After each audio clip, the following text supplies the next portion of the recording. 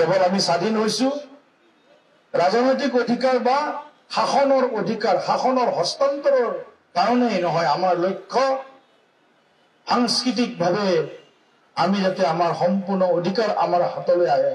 ভাৰতবৰ্ষৰ কটিকলীয়া আমাৰ যি সাংস্কৃতিক পৰম্পৰা, আমাৰ যি চহকী সংস্কৃতি, আমাৰ যি স্বৰ্ণিম ইতিহাস, সেই ইতিহাসক আমি পুনৰ ঘূৰাই আনিব বিচাৰিছো।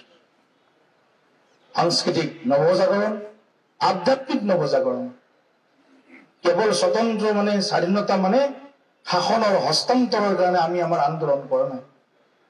আমাৰ সাংস্কৃতিক, আধ্যাত্মিক, সামাজিক সকলো দিশতে পুনৰ নৱজাগৰণ আৰম্ভ হওক, যি নৱজাগৰণে আমাক ভাৰতবৰ্ষক বিশ্বৰ জগত সভাত স্বামী বিবেকানন্দই 1893 চনত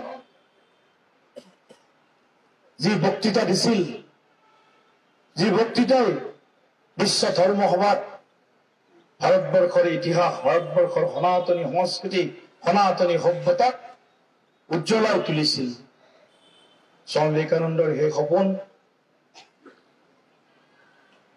আমাৰ হাজাৰ হাজাৰ তেনেকুৱা ঋষি মুনি, আমাৰ পূৰ্বপুৰুষৰ যি সপোন, সেই সপোনক আমি নিশ্চিতভাৱে বাস্তৱায়িত কৰিব লাগিব।